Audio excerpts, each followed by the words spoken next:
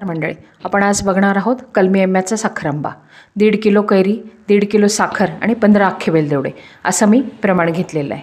प्रथम हे आंबे मी रात्रभर पाण्यामध्ये स्वच्छ धुवून भिजत ठेवते, जेणेकरून बाजारात आणलेली ती कैरी तिची साल थोडीशी उष्णतेमुळे मऊ झालेली असते, तर ती 8 ते 9 तास पाण्यात भिजवल्यामुळे सालही कडक होते आणि त्यातला जो चीक असतो तो पण स्वच्छ होऊन कैरी आपल्याला वापरायला छान होते. नंतर साल काढून घ्यायची त्या कैरीची स्वच्छ पुसून आणि मग एकसारखी ती किसणीवर किसून घ्यायची. किसताना एक काळजी घ्यायची, एक तर पुढच्या दिशेने सरळ किंवा मागच्या दिशेने, तुम्हाला जाड किंवा बारीक जशी हवी तशी ती तुम्ही किसून घेऊ शकतात. अशा पद्धतीने किसल्यावर जो किस असतो कैरीचा तो एकसारखा येतो आणि साखरांबा शिजल्यावर दिसायला पण छान दिसतं, म्हणून ही काळजी किसताना घ्यायची. त्यानंतर समप्रमाणात जी साखर घेतलेली आहे मी, 1.5 किलो कैरीला 1.5 किलो साखर, ती त्याच्यामध्ये मिक्स करून घेतली. ही साखर याच्यामध्ये घातल्यावर 15 ते 20 मिनटं सारखं हे साखरांबा चाळत राहायचा, जेणेकरून ती साखर छान मिक्स होते आणि त्याला पाणी सुटतं. आणि जे कैरीचे हे आहे आंबटपणा तो साखरेमध्ये मिक्स झाल्यामुळे त्याला एक छान अशी कन्सिस्टन्सी तयार होते. नंतर हे केलेलं मिश्रण रात्रभर झाकून ठेवायचं आणि सकाळी शिजवायला घ्यायचं. रात्रभर झाकल्यामुळे काय होतं, त्या कैरीच्या किसामध्ये ती साखर छान मुरते आणि सकाळी आपण ज्यावेळेस शिजवायला ठेवतो त्याचा जो चव आहे ती कैरीची आणि साखरेची ती सुंदर मिक्स झाल्यामुळे साखरांब्याची चव छान येते. तर रात्रभर झाकून ठेवल्यावर सकाळी पहिल्यांदा 10 मिनटं हाय फ्लेमवर हा साखरांबा ठेवायचा, जेणेकरून एकसारखी साखरही विरघळेल आणि जो कैरीचा किस आहे तो त्यामध्ये छान असा उकळला जाईल.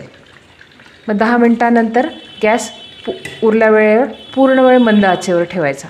मंद आचेवर ठेवल्यामुळे जी साखर असते ती कडक होत नाही आणि साखरांब्याची जी कन्सिस्टन्सी आहे ती एकसारखी, म्हणजे खूप घट्टही नाही आणि खूप पातळही नाही, आणि जो पाक तयार झालेला असतो तो साखरेचा तो हळूहळू शिजल्यामुळे कैरीची चव साखरेमध्ये छान उतरते आणि त्याचा कलरही खूप छान असा गुलाबीसर येतो. तर साखरांबा शिजवताना ही काळजी नेहमी घ्यायची.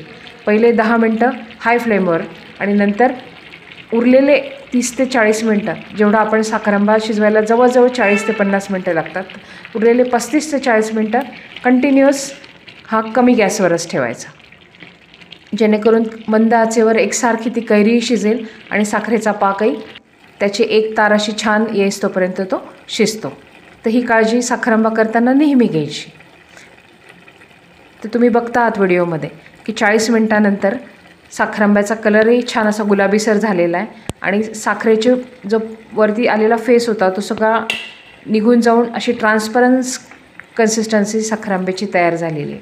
तुम्ही जर पळीमध्ये हा साखरेचा पाक घेऊन बघितला बोटावरती तर तुम्हाला समजेल की हा असा एकतारी छान असा पाक तयार झालेला आहे. मी इथे तुम्हाला चेक करून दाखवलेला आहे. बघा, बोटावर जर तुम्ही असं बघितलं तर हा असा एकतारी पाक तयार होतो. आता तुम्हाला ते पातळ दिसते, पण थंड झाल्यानंतर हा अजून घट्ट होतो, म्हणून ह्या स्टेजलाच साखरांबा बंद करून टाकायचा आणि एक 5 मिनटं असंच गॅसवर ठेवून बंद करून ठेवून द्यायचा.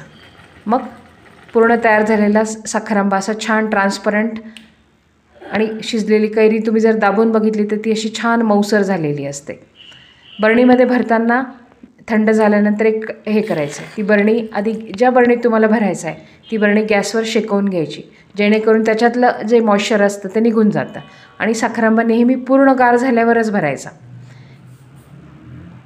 तर बघताना बघा तुम्ही आंब्याची कन्सिस्टन्सी कशी झालेली आहे. ज्यावेळेस गॅस बंद झाला होता त्यावेळेसची आणि बरणीत भरतानाची कन्सिस्टन्सी, हे 2 वेगवेगळ्या स्टेजेस आहेत. थंड झाल्यावर हा थोडासा घट्ट होतो, म्हणून बंद करताना थोडासा पाक असतो, ह्याच प्रमाणात तो साखरांबा बंद करायचा.